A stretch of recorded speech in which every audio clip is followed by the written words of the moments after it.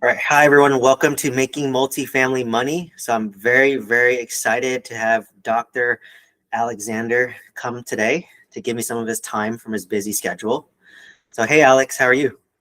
I'm doing well, Stephen. Happy to be here. Thanks for having me today. Yeah, no, I think your journey, from what I've heard, will be very inspirational to my audience and show that it is possible to own real estate while working a full-time W-2. A lot of my audience knows that I work a full-time W-2 as a pharmacy director and I own 90 units. So without further ado, let's jump right into it. Alex, tell us about your real estate journey. Awesome. Hey, thanks again for the opportunity. Yeah, I'm Alex Schloe, Dr. Schloe. I'm a family medicine physician in the Air Force, stationed over in Colorado Springs. More importantly than that, I'm a husband. I'm a father. My family is really the most important thing to me, but also I'm a real estate investor as well. Like I said, we live here in Colorado Springs. I've been in the Air Force for a decent amount of time now. I actually grew up in Virginia, in a smaller kind of rural town in Virginia. I have an identical twin brother named Andrew. He's honestly more impressive than me. Does a lot of stuff I can't say on a podcast, but is an incredible guy. Really lucky to have him growing up and that support. Fantastic, family, mother and father. They ended up getting divorced and kind of processed through that, and it worked out for the better. Got an awesome stepmom out of that.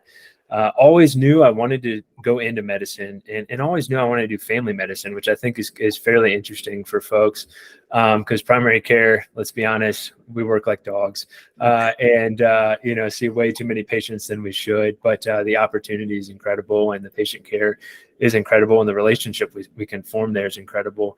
I really got into family medicine because my mom got quite sick when I was growing up and she worked in a family medicine office.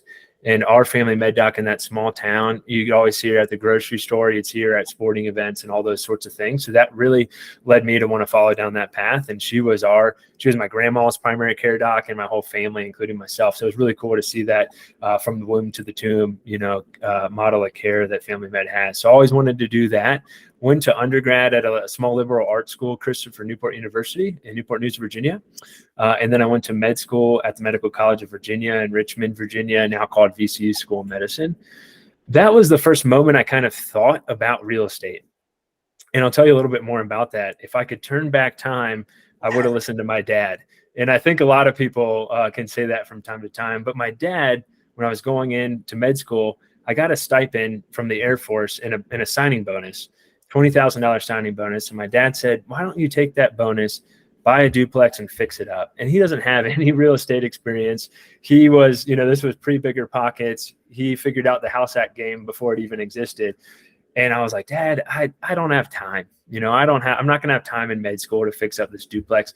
So I didn't. So I rented and paid somebody else's mortgage while I was in med school, but started learning about real estate investing during that time. And ended up getting a couple of roommates to help with rent and save some more money up that way. And then I knew once I got into residency, I was going to buy a home that was ultimately going to be a rental.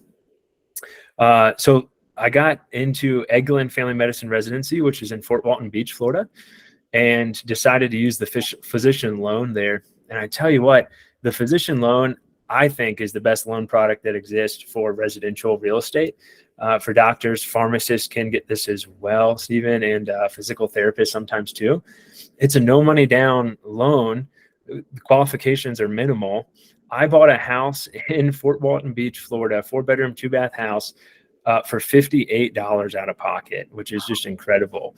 That house now has doubled in price. So we got $180,000 worth of equity in that home. It's a rental. It's cash flowing about $800 a month. Incredible. Cost me $58 out of pocket. So that was kind of how I got my start. Our home that we bought was, I'd say, a live-in flip light. Luckily, my now wife, girlfriend / fiance at the time, helped me fix that up. She's incredible, does a lot of interior design. And so she made that house incredible. And we decided to turn that into a rental. This was back in 2018. 2019, I really hopped into the bigger pockets world, learned so much through that podcast, and learned some Just incredible information, and also connected with some other real estate investors in Florida. One of them, his name's Charlie, is my business partner to this day. We bought some Airbnbs together and are buying assisted living homes right now. We'll get more into that. But that's when I really realized, man, network is so important. And who you network with, that saying, your network is your net worth, is so true. And I just got around these people who were better than me and learned a lot in that regard. Charlie and I bought some short-term rentals. This was in the height of the market back in like 2019, 2020. We bought a house in Ellijay, Georgia, with another partner in the Blue Ridge Mountains of Georgia. Ended up needing a good bit more work than we expected. There were multiple inspections that were done, like septic inspection and the general inspection of the house that was not necessarily as truthful as it should have been. And so we ended up sinking a lot of cost into that. But that kind of taught us how forgiving real estate is. And so we were able to make this a really successful Airbnb and generate that cash flow, which was awesome, and manage it from afar. I was in Florida for part of that and then moved to Colorado, and he was also in Florida. So we were managing that from afar, and we were able to generate great cash flow, but also still sell that property. We just sold that a couple months ago and made a great profit despite putting all this work into it other than what we were expecting. I say that to say, sometimes we think that real estate is going to be this passive mailbox money. It's going to be so easy. Oh, I got the inspections. I know everything that's going on. That wasn't the case. We ended up replacing the septic, the roof, HVAC stuff went bad, the well pump. I mean, it was all kind of stuff that we couldn't have expected, but still came out on top.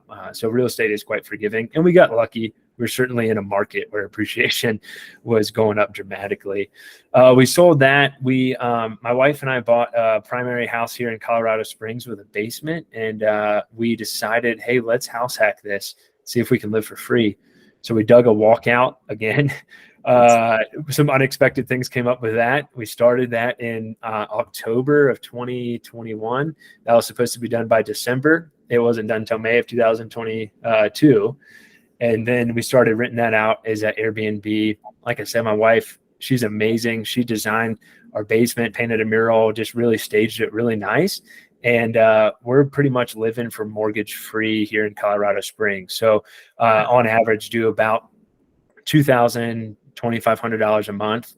With that, we have some midterm renters here during the winter time when it's a little bit slower season. And then in the summer, tons of folks traveling to Colorado Springs. So pretty cool. That's really let us save a lot of cash to invest in other real estate assets. We bought another Airbnb in the mountains in Colorado near a small town called Blackhawk, which is one of the few places you can legally gamble in Colorado. And this is a really cool property. It's a geodesic dome. It's a stick-built house, but it's a geodesic dome, 2 beds. Again, wife designed it, did an amazing job. Really, I feel like, she's definitely the best asset of the team. We should probably have her on the podcast here, Stu. But yeah, she's incredible. And so she designed this Airbnb there, very unique property. And man, I tell you what, that thing just prints cash. We grossed a little over $100,000 for the year on that, which was incredible. And luckily did not have all the issues that we had with the Georgia house. So that was great. And then now I've kind of pivoted towards assisted living. I think there's a lot of untapped potential there. And so we own one assisted living home that we do transitional living at. That's in Arizona and the Phoenix kind of metropolitan market. And we also are closing on another one on Monday, if everything goes well, which will be great. Same partner, Charlie, same guy that I met way back in Florida back in 2019. So still working together there. And we do have another partner, Luke, who's incredible. He's the one that got us into assisted living. He has an assisted living home that we're hopefully going to bring under management as well in the company. So really cool opportunity there. I think that assisted living is just a huge opportunity going forward. There's so much demand for these assisted living homes. We're already 1 million beds short, and they're expecting there to be another 1.3 million bed shorts by 2029. So a huge potential there. So we're really kind of putting all our eggs in that basket. And then otherwise, my other passion besides all the things I mentioned and not to mention the outdoors, is teaching physicians how to invest in real estate to provide them the opportunity to practice medicine how they want, the freedom to practice medicine how they want, and the freedom to live life how they want too. So probably a lot to unpack there, Stephen. But just went on a roll. Yeah. Yeah. I mean, well, first of all, very impressive story, right? And like I said, I've been taking a lot of notes here, so let's break it down. So, appreciate it. So basically I love that your father mentioned about even doing it himself. Like, hey, why don't you take this money, buy a duplex, live in it and fix it up, right? Like not many people, like my parents, they never said that. They would say debt is bad. Don't do it. Just pay the rent. So I think the fact that your father even mentioned it, even though he may not have fully understood it, I think that helped plant the seed in your mind a little bit. Even though you didn't do it, I think it kind of planted that initial seed. But can you kind of describe like how was it going through like medical school and like all the loans? A big thing. When you go to pharmacy school, dental school, medical school, a huge crippling thing is student loans. I mean, I came out with 250,000. I know a lot of physicians come out with like $500,000 in student debt. So I guess how did you first overcome that initial hurdle?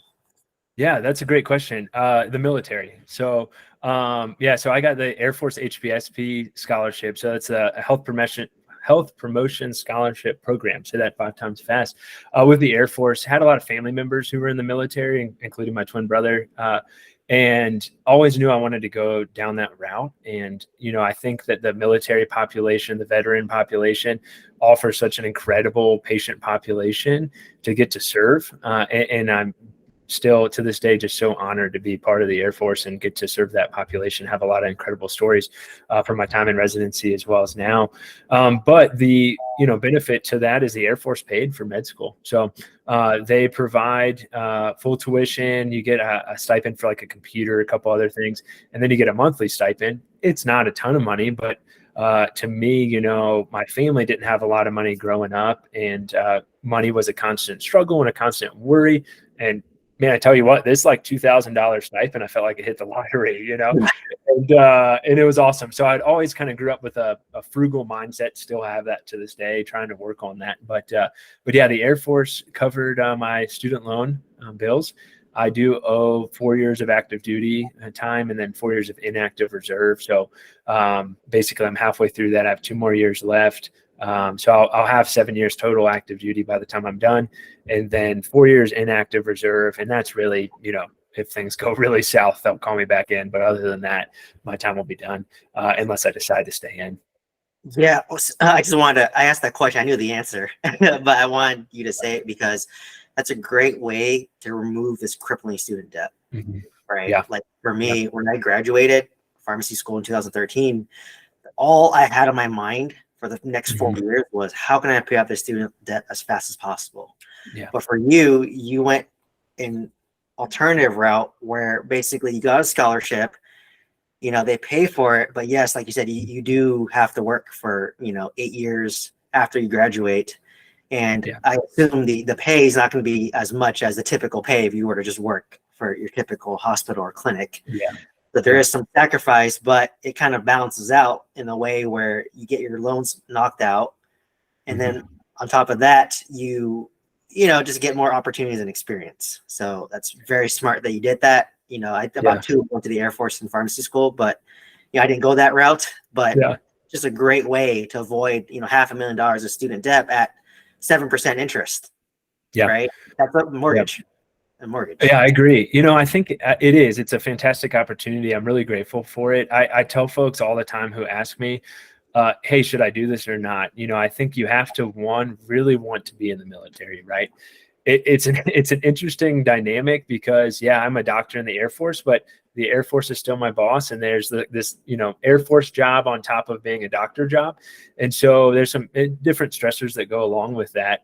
You're absolutely right. To be frank, the pay for a primary care physician in the Air Force is about half of what it is in private practice, but I will say the residency training that I got was incredible. We get a lot more inpatient training, OB training, trauma, a lot of things that you don't get in a civilian residency. So there's definitely trade-offs to it, not to mention get to go TDY and travel to cool locations. And, again, the patient population is awesome. So a lot of pros, definitely some cons that if control is something that you want, the military is not for you. And I think, honestly, if you're a specialist, probably the military is not the best option for you, because really, I make not too much less than a cardiologist makes in the Air Force.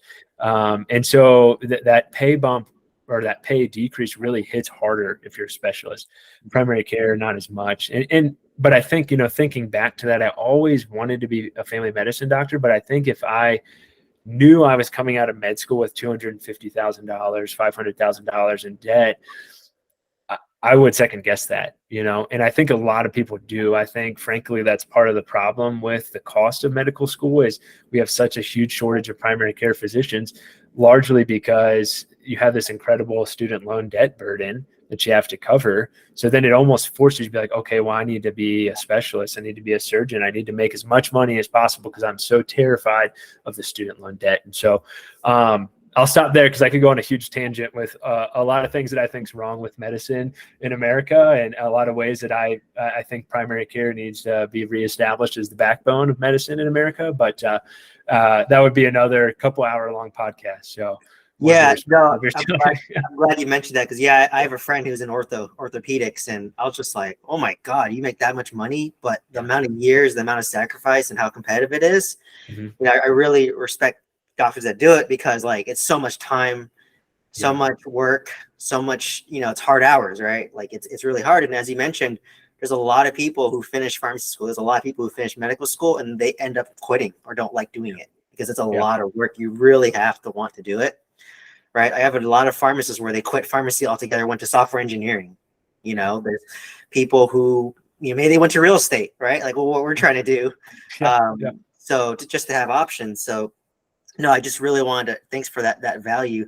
The kind of the next point I kind of want to dive deeper into is, can you kind of describe more about that physician loan product? I did kind of know about it. I didn't know it applied to pharmacists. But absolutely. Yeah. So, it works similar to your traditional 30-year mortgage. And so it's a similar loan product to that. The beauty of it is a couple things. One, it's no money down. So 0% down. I'm sure that there's a limit, but I've heard and I've read, up to $1 million. It's no money down. From a banking perspective, they look at it, hey, if I can lock this doctor in, this pharmacist in, I know they're going to make a pretty good income for a significant amount of time. Obviously, they're smart. Obviously, they're driven. If I can get them to be a client with this bank, they're probably going to keep buying houses with me. So that's kind of how they look at it, or keep banking with us. And it's similar to applying to a regular residential loan. It's a 30-year product for the most part, no money down. The interest rate is a little bit higher because the bank's taking a little bit more risk, of course, but they tend to not. I joke around. They tend to, if you're a doctor and you have a pulse, you're going to get qualified for a physician loan. And so they don't really care as much about your student loan burden because that's expected, but they also know, hey, you're going to make a significant income in the future. And so they hedge that debt and hedge that risk, I think. I've never really talked to the bank about it, but this is how I wrap my mind around it. So it's a no money down product. It does have to be a primary home. I have heard of a few banks that will offer it for secondary homes, or vacation homes, if you will. I haven't found one. If anyone listening to this knows of a bank that does that, please reach out to me, because that'd be awesome. Would love to buy an Airbnb, no money down. But for the most part, it's primary home loans. And a hack of this, if you will, is just buy a house as a primary home with the intent to rent, like we did, live in it for a year or two, move out, rent it out, buy another one. There's no limit to these physician mortgages. They do look at debt to income ratio, but they don't really care about it as much. So you could just stack that way. There's probably some other stipulations. I'm not an attorney or a mortgage officer, so I don't know all the stipulations to that, but it's an incredible product for folks to get into real estate.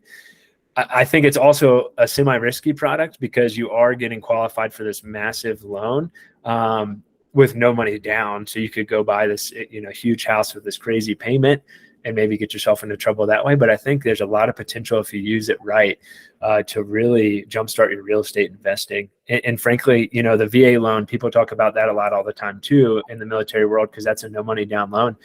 Frankly, the physician loan is a better deal than that. The VA loan has a funding fee, so you're paying a certain amount based off the purchase price. Like I said, I bought this house for $58 out of my pocket. It's amazing. So yeah, great opportunity, great loan product. Yeah, no, thanks for sharing that, because, people don't think you can buy real estate with no money down. I mean, $58, that's a nice date out with your girlfriend, right? Exactly. Like literally, like right now, maybe it gets me like 2 dozen eggs, right? It's $58. I know. Yeah. And you basically forced 100, or it didn't force, you got $180,000 of equity without really doing anything. You were just living there. You need a place to live during residency. And keep in mind, residents, they don't make as much, right? For the most part, residents make like maybe 50, 60K. And you're barely home, to be honest, because you're working longer hours. And, it's just a place to live and how to get started. So why I mentioned that was because when people hear that, oh, you're a pharmacist, you're a doctor, they think that we make so much money. And yes, we do eventually, but I want to give that context that residents, we don't start off making that much money, right? Yeah. And despite that, you still had the wherewithal, because it's very busy. Like, they don't really teach you about finances in school, right? In college, medical school, pharmacy school, they teach you nothing about personal finances, real estate, any of that stuff. You either A, have to learn it on your own, or B, someone just kind of tells you, and then you just get exposed to it and you dive deeper. In today's age, there's a lot of free content out there, right? Where you can learn. But even then, like, it's just so above your head, right? Because you're just so focused on, like, for you, just trying to get into residency is stressful, right? And then when you're at residency, it's stressful in itself too. And on top of that, you have to worry about, trying to buy this house. So, there's a lot of things going on, but the fact that you took that extra step to learn, it sets you up in the future, right? Yeah. Because, at this point, let's just say you did have student loans, and let's say you did buy a house for, zero down, you made 100,000, 180 in equity. Well, if your student loans was 200,000, you could have sold that house by the time you finished residency and use that to pay off your student loans. Yep. And you really didn't do anything besides live there. So real estate, there's so many ways to make money using it, which is, why I love it and why people need to basically learn how to master it. So, I'm glad you mentioned that. And I also love what you said about the kind of hacking the loans, right? That's what I did actually starting off. I bought a primary residence, 10% down. I didn't know about the, physician or pharmacist loan at the time. Next time, right? When I buy my actual house that I live in, what I did, I'd house hack it, right? I live in the master, rent out the other rooms, and then a year later, repeat the process. Buy another house, 10% down, rented out the rooms. I did it like 3 times, right? And it's a great way to organically build a portfolio that's not too overwhelming. Very natural. Like, you just rent out the prior unit. So, I'm glad you said that. That's really smart, and honestly, anyone can do that. Yeah, agree. I mean, Stephen, if I can, I think it's interesting. I was sitting here thinking about this conversation, right? Very successful pharmacist, semi-successful family medicine doctor. We both house hacked, right? And we still house hack, and that's something that anybody can do. I mean, imagine if someone's paying your whole mortgage or half your mortgage, how much money you can save in a year and put that towards other investments and buying other assets. All the time, I'm like, man, anybody could and anybody should house hack, and the sooner you start it, the better. I mean, I think back to residency. If I'm, like I said, married to an amazing woman, but if I was a single man, I would have bought that house. I would have rented out every room of that 4-bedroom house. I would have been making a couple $1,000 in cash flow off of that house while paying down the principal and paying down the interest and paying down that loan during residency, and then come out even more on top. And so I think that, the house hacking opportunity is there, and you can get in to a house hack with no money down as a physician. It's incredible, Yeah, it's like you said, I mean, it sucks, it's inconvenient, right? But, most of us out of college, we have roommates. We share a space, right? Residency, usually you have roommates.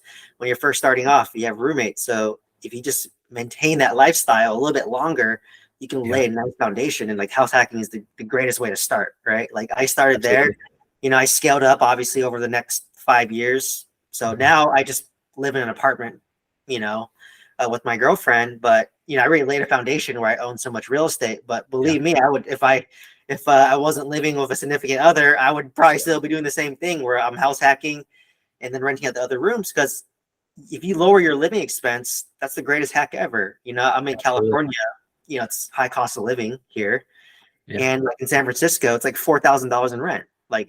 And I was paying about $1,000 in rent because I was house hacking, and I got to live in like this nice house.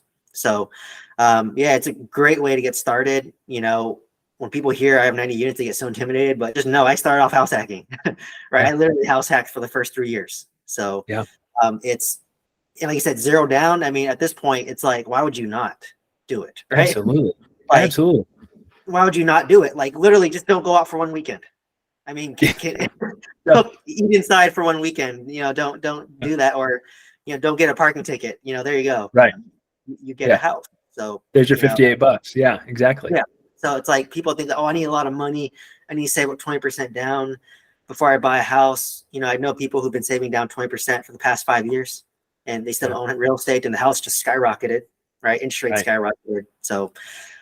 No, thanks for sharing that. So next, I kind of wanted to, obviously you mentioned Airbnb. So let's talk about that. Like, what kind of got you started with that? And I guess, how did the numbers kind of look for those type of deals?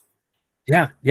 Love Airbnb, love short-term rentals. I think if folks are looking for a passive investment in real estate, owning an Airbnb is not the one for you, because it's really the hospitality business.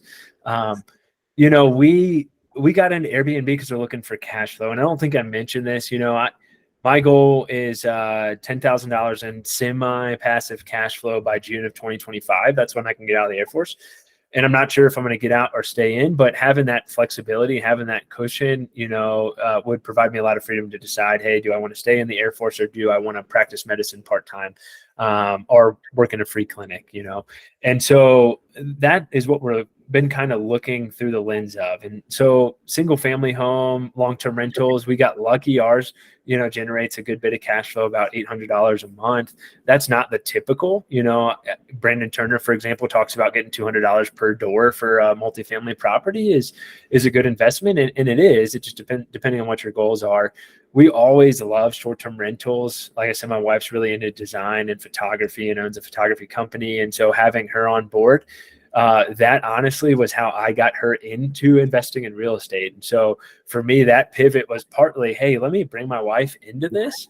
And if my wife loves real estate investing as much as I do, then, I'm set. So that was part of it. When she listens to this, she's going to laugh. But that's kind of how we got into Airbnbs. Like I said, my partner, Charlie, and I, and another partner, we bought a home in Ellijay, Georgia, and we started renting that one out. It did pretty well. We had, like I said, a lot of unnecessary / unexpected expenses that came up that ate into the cash flow. We'd still cash flow better than the single family home primary. But really, honestly, the cash cow is the dome in Colorado. Home Sweet Dome is what we call it. That is I think the kind of pinnacle of what Airbnb wants. Airbnb, VRBO, all these short-term rental outfits are looking for unique stays. And I tell folks now who want to get started, I'm like, you can't just buy your standard run-of-the-mill single-family home and turn it into an Airbnb. You can't right now. It's the market saturated. Everyone tried to get into Airbnbs, but there's a lot of ways you can make your Airbnb excel. And a few of them, I'll tell you now. One, unique property. This is an awesome geodesic dome in the mountains of Colorado, 15 minutes from a ski resort, 10 minutes from gambling in one of the two places in Colorado you can gamble legally, right next to the national forest. I mean, we got moose walking by on the Ring camera and all kinds of stuff. It's incredible, and inside it just looks amazing. And we got a jukebox and it's just staged to the nines. We got a hot tub and string lights. I mean, it just really staged really well. And I think that's the second step. That's the next most important thing, is really staging a home well, photographing it well. That's what's going to help you stick out on Airbnb. And that's what they're looking for. They're looking for unique stays. They're looking for places that look nice. And you're also looking, or should be thinking about, a Instagrammable experience, because you want people to promote your home, to post your home, to share your home. And we've really seen that a good bit at the Dome.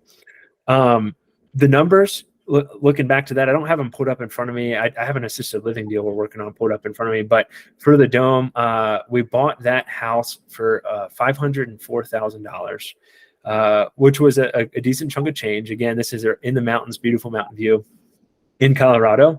2-bedroom, 1 and like a quarter bath. It's got the most interesting bathroom you'll see. It's upstairs. It's tiny. And I walked into this. This is great. It's a toilet, and on top of the toilet is this little tiny sink. And you flush the toilet, and this little sink comes on, and that's where you wash your hands in this tiny bathroom. It's so weird, but it like fits the house. And there's a full bathroom downstairs.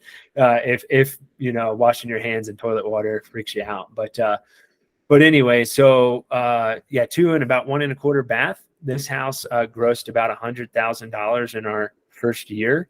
Our first full calendar year. It's just printing money. Honestly, we just keep raising up the rates and people just keep booking. And it's been incredible. It cash flows, you know, some months we've cash flowed. We have 3 people total, 2 partners and myself.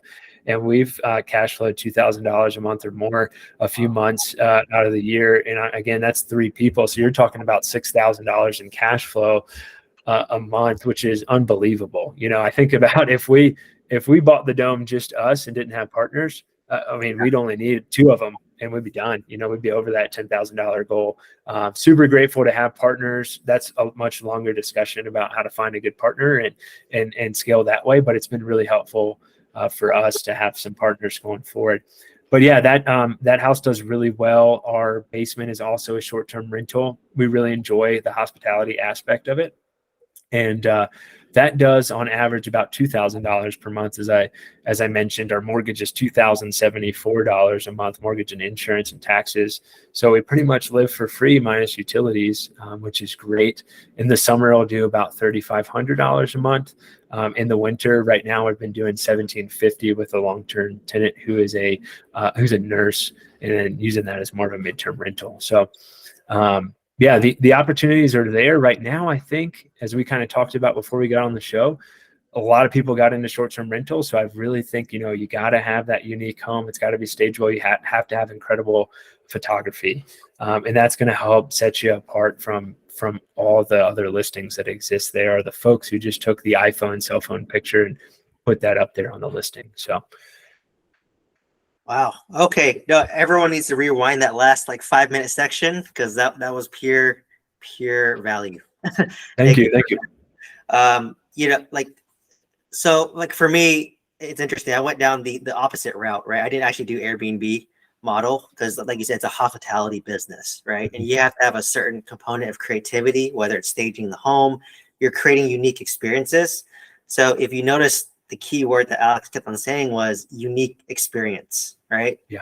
You have to, once you focus on creating a unique and memorable experience, that is when you make money. If you're just focused on making money of Airbnb, you will not make money, right? What's very popular right now is like people are doing those Airbnb rental arbitrages, where you're just renting like regular run-of-the-mill apartment units, and you don't have to own it. You just furnish it and you try to make money on the spread. But as you alluded to, it's getting more saturated. And what really stands out are these unique stays, right? Like your stay is very unique. It's an experience for a family, for a couple. It's very unique. And you're going there for all that experience and that feeling.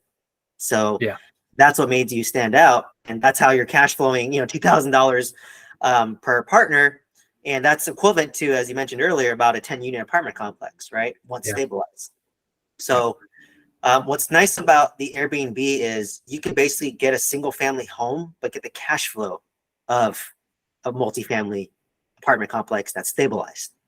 Right. A little bit faster, but it's a lot more work, as you alluded to, right? It's definitely a lot of work setting things up, getting reviews, being known. But once you're known, it kind of compounds itself, where people are posting on Instagram like, oh, hey, where's this Airbnb at? I want to go there. Now they book, right? Yeah.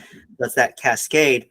So, you know, I know a lot of people where I started investing, this other guy who does Airbnbs, we started at the same time. Yeah, he has $15,000 a month in cash flow already through his Airbnbs. And, you know, I'm over here, my 90 units, feeling like not very great as I'm stabilizing these units. Right. Yeah. But it's a long-term game, right? So absolutely. It really depends what your goals are. And like I said, you have to be willing to treat like a business, and you have partners, you have your wife to support you, right? So you have these additional support systems in place. But if it was just yourself, it would almost be near impossible to do it while working as a full-time physician. So Absolutely. Yeah. you know Couldn't agree more. that's why I like to give that context for people to understand. Like, for me, the apartments take longer, but I can do it myself, right? It's still a lot of work, don't get me wrong, but it's still manageable with just me without having additional partners. But it takes a lot longer to get to where you want to go versus Airbnb. You could hit, my goal is 20K a month in cash flow, right? At that point, I would probably leave my day job. But it's going to take me like maybe 5 to 10 years more to get there. Versus Airbnb, you can do it in like 5 years. If you, like you said, if you just got this deal about partners, you almost hit your goal. Like you just get one more, you're done, right? Yeah. So, that's really, really impressive. And kind of another point that I want to emphasize is I loved how you brought your wife into real estate, because that's a point of contention a lot, especially like when you're married. A lot of people do not understand real estate. I'll be honest. Most people just say, hey, I want to live in my forever house. Right? That's what a lot of significant others care about. I just want a nice place. We work great jobs, upper middle class, buy a nice run-of-the-mill house that's, $1 to $1.5 million in California, and then basically live your typical life. So it takes a certain mindset to do real estate, right? Especially being with somebody like me or you, where we're trying to scale massively. And I liked how you brought it in and say, hey, just do the photography, do the staging. These are already her interests. And what's nice is now together, you guys qualify as a real estate professional for tax purposes, right? So that you can write off all your expenses from real estate against your active income as a physician, because she qualifies as a real estate professional. So you could be making $200,000 as a physician, but you can be negative on paper on your real estate, and they would wipe it out. So you pay almost nothing in taxes. So that's another avenue you went down. So kudos. Kudos. Yeah. Well, we didn't write it off as real estate professional. We should have, and that's an excellent point. Yeah, but next year that's definitely something we're looking into. Because real estate is just so incredible because there's so many ways to build wealth, right? Like you're doing the long-term play with multifamily, the amount of equity that you're putting into these apartments and the amount of equity that's going to build is insane, right? And it's little things too, right? It's like, you put a dog park in and you add $100,000 worth of value because you can raise rent by $50 a month. I'm just making those numbers up, but it's true. It happens. And I've talked to folks who've done it. And so, I think I tell folks a lot, you got to figure out what are your goals and what do you love, and what part of real estate is interesting for you. Unfortunately, I have shiny object syndrome. So, it's been like long-term rentals, short-term rentals, assisted living. We were under contract on a mobile home park for a while that we ended up having to back out at. We're looking at motels. I'd probably be better if I focused on the one thing, like Gary Keller says. And right now I'm really trying to do that on assisted living, but it's true. There's an opportunity for everyone in real estate to change your life.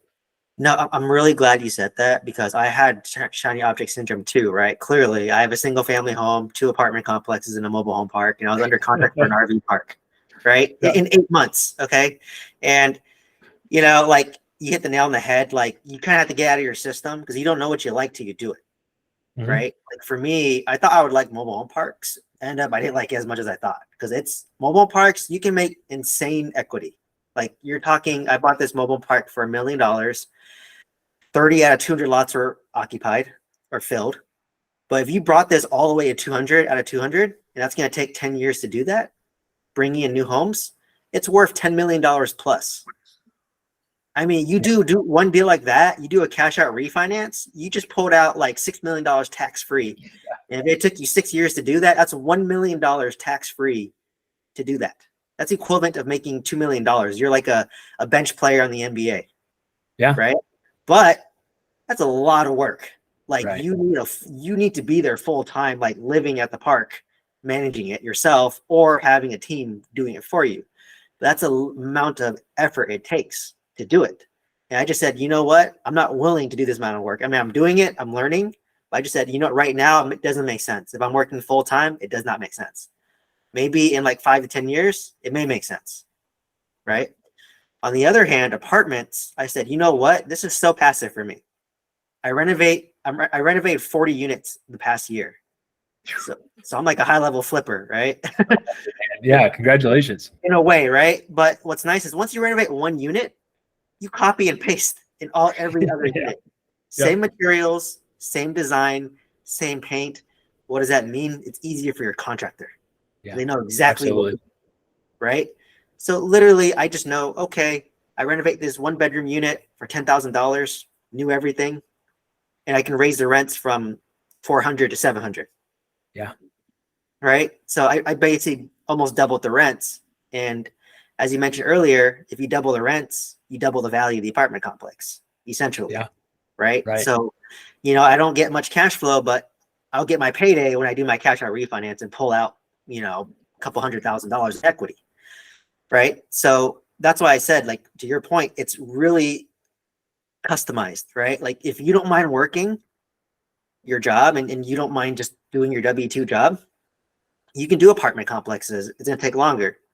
If you hate your job and you want to get out as fast as possible, maybe Airbnb is okay if you don't mind managing it and building systems to do it and having patience. So, that's what I love about real estate. There's just so many ways to do it. You can find whatever niche you like. But as you kind of mentioned, it is best to be great at one thing versus be good at 2, 3 different things. So that's what I realized. Like, you know what? I'm good at apartment complex or good at mobile home park, but I'm probably great at apartment complexes in Oklahoma. Yeah. So if I sold my mobile home park, I could probably buy 50 to 100 unit apartment complex myself. And basically, once I have 100 units of apartment complex units, once they're stabilized, I'm done. I'm done with my day job. So why put in the extra work when I know the market so well, where I can underwrite a deal instantaneously and know how to renovate it, how to rent it, what the rents are. I know everything. I have a team and system there already, right? So for me, it just makes much more sense versus like me trying to buy a new asset class in a different market. You're starting over from zero. So I loved how you said that, like, hey, we all have shiny object syndrome, but just do one thing until you hit your fire number, wherever that is.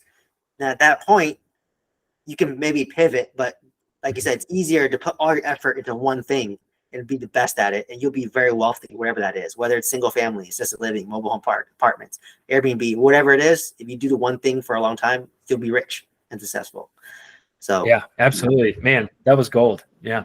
Yeah. So now I know you kind of alluded to it earlier, but I guess what drew you to assisted living and kind of describe about it? This is pretty new to me. I know we're both in healthcare, so it's a place where we discharge patients to sometimes. Yeah. So just give a little bit more background about it and what made you go into it. Absolutely. Yeah. So, shout out to a mastermind event. It's called the War Room. If you're military and you're listening to this right now, there's a community called From Military to Millionaire. David Perret created it. He's a great guy. In that is a mastermind called the War Room. And I joined this years ago now. My buddy Charlie, partner, was like, hey, you should join this. A lot of like-minded people, military. It's incredible. It's changed my life. It's going to change yours. And it has. And so we meet every Tuesday night. And one of the folks in the War Room, Luke, who's also one of my partners I talked about earlier, he one day came to us in one of the meetings and he said, hey guys, I'm going to buy an assisted living home. And we're like, cool, that sounds awesome. And the next day he came back and we have the hot seat. And so he went through assisted living. He's like, this is why I'm interested in assisted living. This is what I'm going to do. Next week he came back and he goes, guys, I'm under contract. And it was incredible just how fast he worked. And he ended up buying this assisted living deal and really, talking to him a lot about this, doing a lot of research on the internet, podcast, et cetera. And then just kind of what I've known in medicine, obviously taking care of a lot of these folks who are living in assisted living homes or going to assisted living homes, really opened the door for that. The initial spark to assisted living for me was actually one of my first jobs I ever worked. I was 15 years old. I worked at an assisted living home. And so it kind of does go full circle. And I remember, thinking about how much money these folks were paying to live there was just insane per month. And thinking about like, gosh, this is an incredible business. At the time, I didn't know like, hey, I'm going to be doing this at some point in the future. And I didn't really have that goal until Luke kind of lit that spark.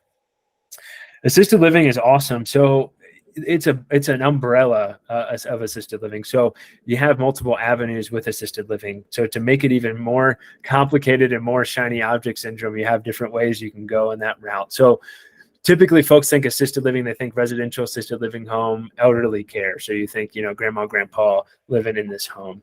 There's also transitional living. So that's typically your alcoholics, drug abusers that are in intensive outpatient programs that live there. So that's another avenue. There's behavioral homes. There's different specialty homes, ventilator homes, for example. And so there's a lot of avenues in assisted living, in a lot of potential in those markets. We have the one assisted living that Luke owns that we're talking about bringing under management. That's for elderly care. That's where I think the best opportunity is. We're 1 million beds short already for these residential assisted living homes. 10,000 people every day are turning 65. 4,000 are turning 85 every day, and 70% of those are going to need help with their activities of daily living, bathing, toileting, cooking, etc. Those are the folks that live in these homes. And typically they're living there for about 3.5 years, so a fairly long-term tenant. Of course, we're going to all meet our end, and so there is going to be turnover there. But these are not nursing homes. These are folks who are overall healthy but need some help with activities of daily living. Great opportunity there. The other kind of avenue to take that would be transitional living. So those are folks who are in intensive outpatient, alcoholics, drug abusers. They need a good, stable, clean home. That's where they're transitioning in life, right? So transitional living. They're going to this intensive outpatient clinic. They're learning how to be productive members of society again, detoxing from whatever they're doing, and going out into the environment, changed and ready to make a positive impact on the world. Then you have behavioral homes. That's typically like folks with autism, Down syndrome, etc. And then there's some specialty homes, ventilator homes, and so forth. We're really focused on residential assisted living, transitional living right now. So, for example, we own one transitional living home. We're closing on another one on Monday. And we're going to be pivoting more towards residential assisted living too. I think the sweet spot is to have a portfolio of both residential assisted living, so grandma and grandpa, and transitional living as well. There's different pros and cons to each of those. And I can talk a little bit more about that if you'd like. But I'll say, there's so much untapped potential in this avenue of real estate investing. It is a good bit of work. I'll take that back. It's a lot of work initially, but depending on what model you want to go down, and I'll talk about models that exist, it can be pretty passive.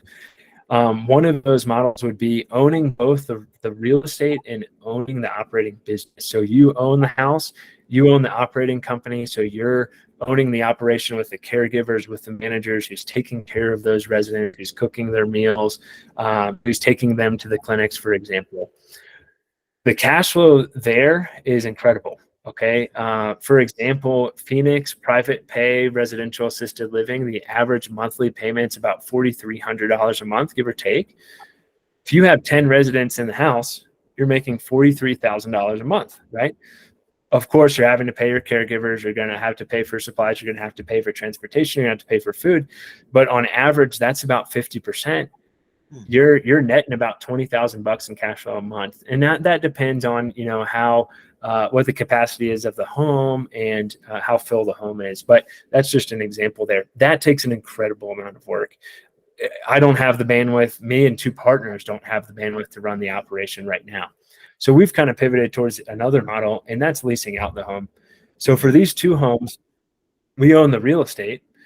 We spend a lot of time finding operators, interviewing operators, finding operators that are going to be a great fit. They sign a commercial lease. They can pay a substantial amount of money because they're making that $43,000 a month. So they can pay a high lease fee. It's a commercial lease, so they're responsible for all the utilities, all the maintenance. Of course, they're responsible for providing care, getting folks into the home. And that's typically anywhere from a 3-year lease to a 5-year lease. And you typically have a percentage of an increase annualized. For us, it's 3% typically. And so, for example, I pulled up the deal we're working on right now that we're closing on Monday. And, to be fully transparent, this house under contract for $530,000. This is in Arizona. $530,000. It's a 4-bedroom, kind of a 5-bedroom house. So the operators are looking at having about 8 to 10 folks in this house. It's transitional living, about 8 to 10 per in this house, about 2 per bedroom. We're only responsible for mortgage, insurance, taxes, and then technically the roof and the HVAC, but we're required to get a homeowner, or not a homeowner's insurance policy, I apologize, a home warranty on the home. So in theory, that would cover that, right? So minimal CapEx expenses. So, running the numbers, looking at the numbers with this, and that's still saving 5% monthly, paying all those expenses, we're looking to generate about 21.3% cash on cash return and $2,872 per month in cash flow. Wow. That's 3 partners, $957 per partner for this home, right? Now, the beauty of this, if you can remember back to my story, short-term rentals, a lot of work. You're answering, we manage those on our own. So we're answering all the guest questions, we're fielding inquiries, we're doing the bookings, all of that, right?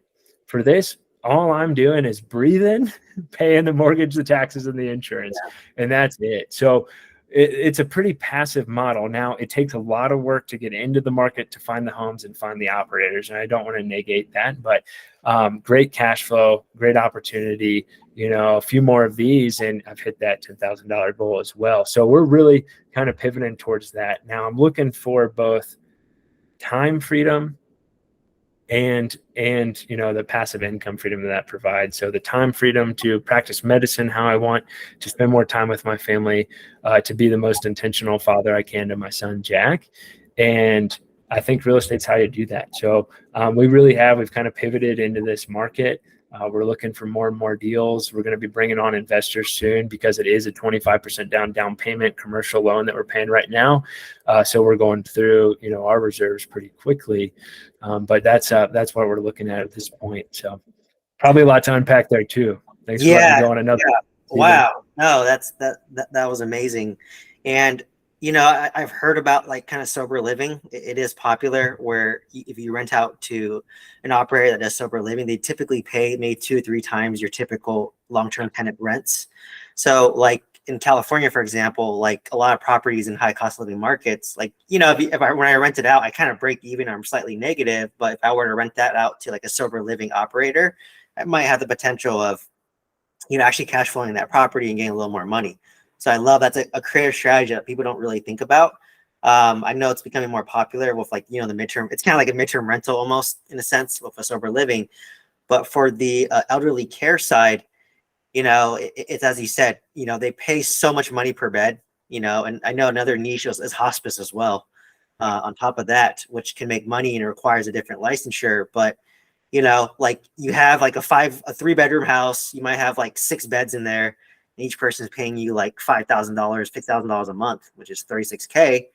But as you mentioned, you have to, fit the single family home to meet certain codes, right? It has to be ADA compliant. You need fire alarms, handrails, all that. There's modifications that are needed to get the home ready. On top of that, you're going to need an administrator that kind of manages the whole thing, I believe. If you have a healthcare background like we do, sometimes you can be your own administrator, but as you mentioned earlier, it's not as passive, right? So you want to find an administrator that can then do it. And at that point, you have your caregivers.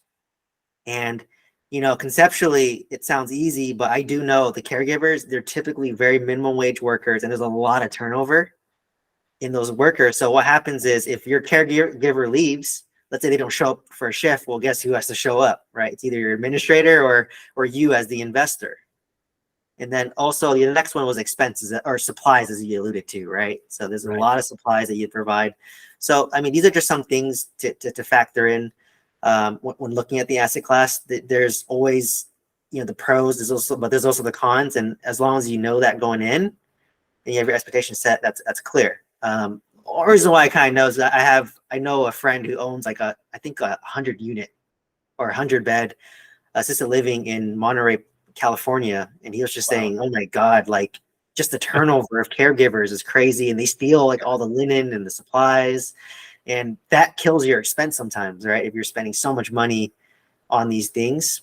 So they said that like for them, it ended up being their job because they had a nursing background, but you know they still have an asset that they can unload one day, right? If they want to sell it and cash out or outsource the management.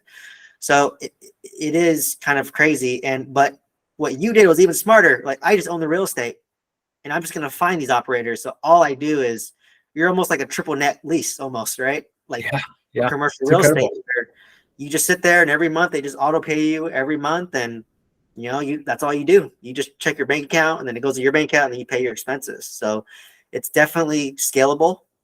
It's definitely lifestyle focused, as you mentioned, and it gives you options, right? And that's what I want is I don't want to replace my pharmacist job with another job managing real estate, like, Right. like being in the weeds of like responding to Airbnb guests, renovating my apartment complex or doing my own property management. It's really for me just to be free to do whatever I want. Like if I want to wake up this day and work, great. If I don't want to work and just go travel somewhere, I'll do that. Right. So I'm really glad you said that. And I guess the next question I had was, I guess what kind of made you go the partnership route versus just doing it yourself? I mean, obviously, you're a physician, you're very intelligent, doctorate level degree, you make good rate, you're going to make great money. Like what made you decide to go the partner route? Yeah. That's a great question. Thanks for the flattering comments too. I think it was probably limiting beliefs, honestly, man. I think just the fear of the unknown. At the time when we were buying Airbnbs, we didn't have any experience with Airbnb, and we were buying some pretty expensive homes, and I think fear was certainly part of it. I also think that partnerships can be incredible, and you've done an incredible job on your own getting these 90 units, and a part of me is envious of you, to be completely honest. But I think that partnerships can be really helpful, but you have to know that you're basically marrying your partners, right? You're buying a very expensive asset and you're handling a lot of money with folks that you have to know what their intention is and what their goal is. And so we spent a lot of time figuring out, hey, what are our goals? How do we work together? And for example, with our assisted living business, Charlie was a former engineer. And so he's a, big time numbers guy, big time systems guy, right? I'm not great at that. I'll be honest. I like the numbers. I like underwriting, but I can't, building a simple Excel spreadsheet would take me like a day. For example, Charlie built this like incredible spreadsheet to analyze assisted living homes and like what it would look like to bring in partners and what that would look like over 10 years and all this stuff. It would have taken me forever to do that. And so finding partners who complement your skill set really well is really important. Luke is the smoothest talker, like such a great listener, has already done assisted living, so he really understands the business. He excels at interviewing the operators. I mean, it's incredible to see him interview these operators and get information out of them that they don't even realize that they're giving up. For example, like which clinic they're getting their residents from, and so you got to find partners that really complement you well. The other thing is time, right? At Family Med Doc, I work a lot, and having partners to help is so beneficial. For example, just last night or 2 nights ago, the thermostat at the Dome went out. So the heat turned off. Oh, yeah. And it was 11 degrees and snowing in the Rocky Mountains of Colorado. So the guest called us, and called me, and I'm talking to them, trying to tell them how to build a fire. And there's some other heaters in the house, how to make sure those were working and those sorts of things. But the thermostat is still dead. And so Charlie, today I'm in clinic, seeing a bunch of patients. Charlie handled all of that. He talked to the handyman, got everything taken care of. Everything's great. We got guests coming in tomorrow and everything's all set. I wouldn't have been able to handle that on my own and see a bunch of patients. And so it's a balance. Sure, we're giving up a third of the equity, a third of the cash flow, but we're also gaining back 2/3 of our time. And so it's a balance there.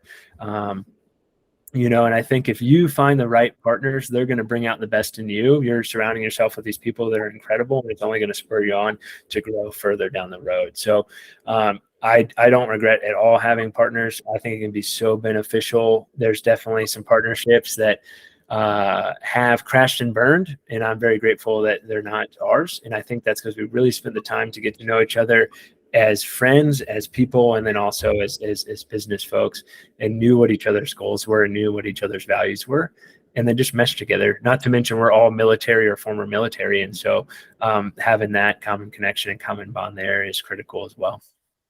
Great. And I'm glad you said that because, being a pharmacist, I'm really skeptical at all times. Unfortunately, I think that's self-selecting for the profession of pharmacy. Very detail oriented and very skeptical. So, but you hit the nail on the head, right? You have to find somebody who complements your skill set. Like you cannot be the same exact replica of each other, or else it's not really going to work, right? You sometimes think that, like this guy's like me, I like him, but that's not the best partnership because you don't complement each other at all. It's just either you're just maybe doing it, and maybe one of you is working the other at doing it. But as you mentioned, you have someone that complements you, one that's good with numbers, maybe he's good with spreadsheets, maybe they have a little more time, right? So it's all about leverage, right? Because if you're busy working this high income W-2, you want to leverage out some stuff so that you can still do it. But at the cost of that would be, giving up some equity, right? Right. And obviously on, the dark side of partnerships, we work in healthcare, right? So, that's the 4 Ds, right? We got death, divorce, disability, and disagreement. Yeah. Those are the 4 Ds as to why all partnerships fail, right? So, you might be put in a situation where, let's just say if there's a disagreement, you might have to buy out a partner, for example, or maybe everything is going great, but a tragic accident happened and one's disabled and now they need to be bought out, right? So there's so many things out of your specific control, I think, which is what led me initially to just scale by myself first.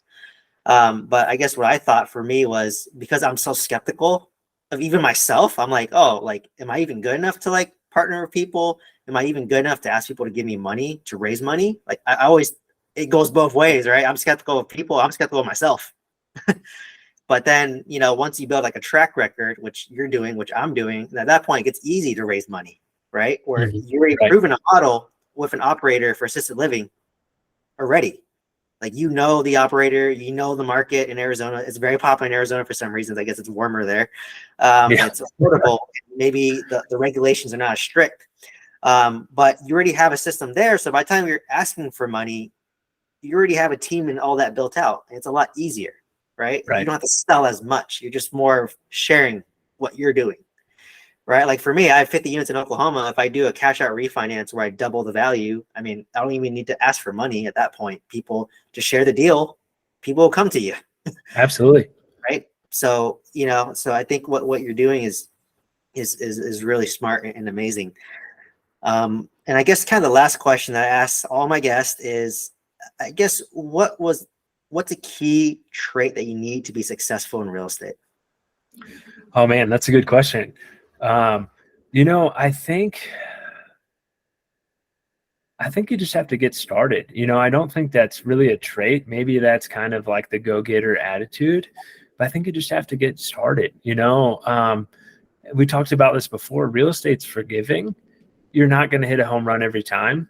If you did, that's awesome. Steven and I would love to chat with you and be an investor with you probably. That might be the first partnership for Steven, but you're not. And, I think, but just learning, the amount of knowledge we learned, for example, from that Airbnb in Georgia that did not necessarily work out as well as we hoped it would, was incredible. And that gave me the confidence to buy more Airbnbs or, and to continue investing. And I think that's the big thing, and you can get started in residency, you can get started in pharmacy school, you can get started in college, right? And so I think that's the biggest thing. I look back and I think about, where I am now, where I could have been if I listened to my dad and I bought that duplex in med school.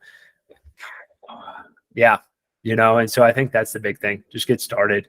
The other key piece, I know you asked for one, but I'm going to give you two, a little bonus, networking.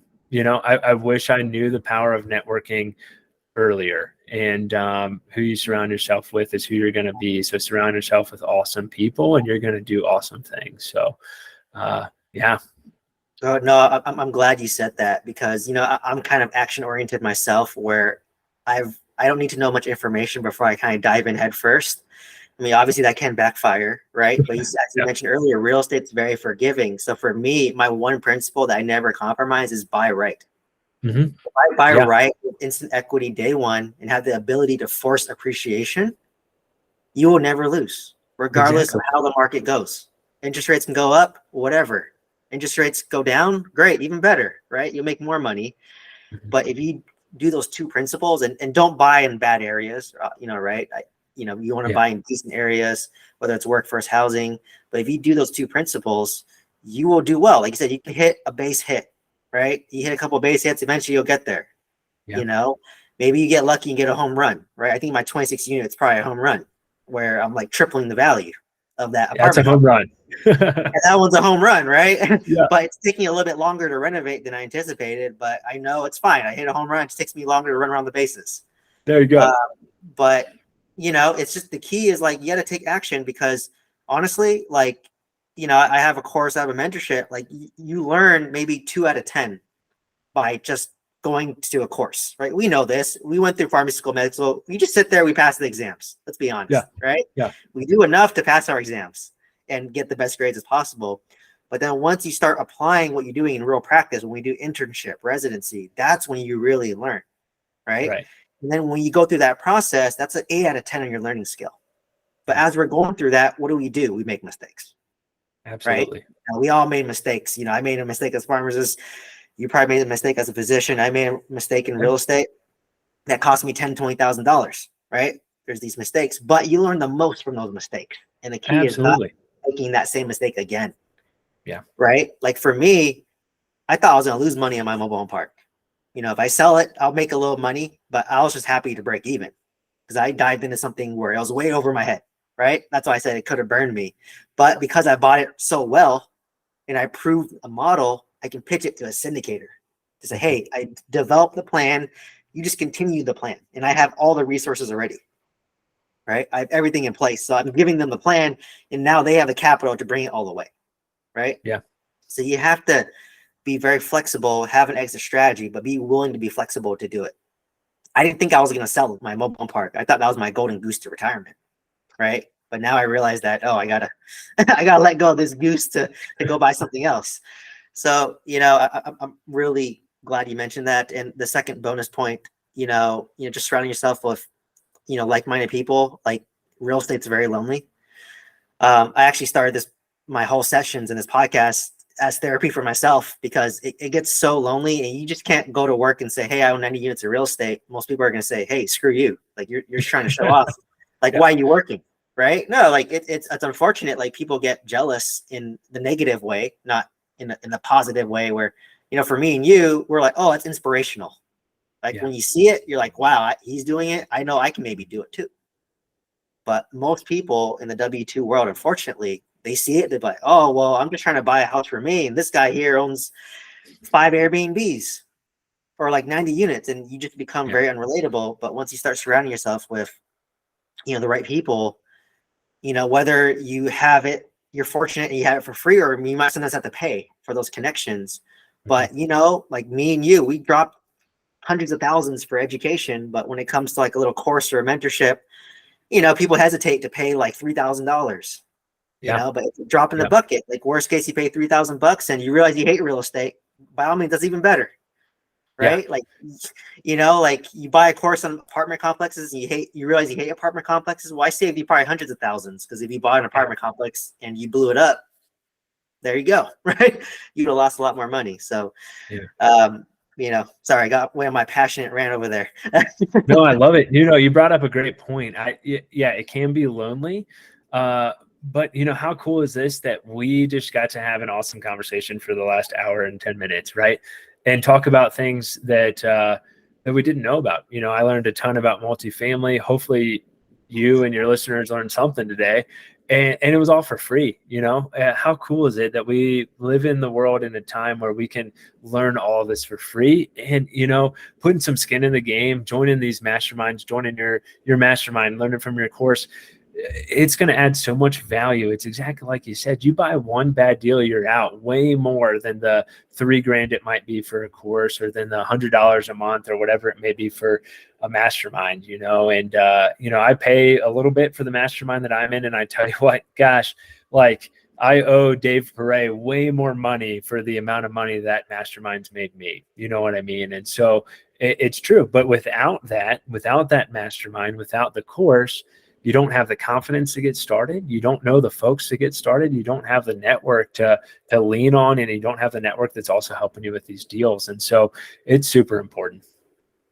Yeah. It's that's why I realized too. Like I was always kind of like a lone wolf, but like once I committed, I was like, you know what, I want to get a deal done. And once you see everyone around you doing deals, you're just like, you feel weird not doing a deal.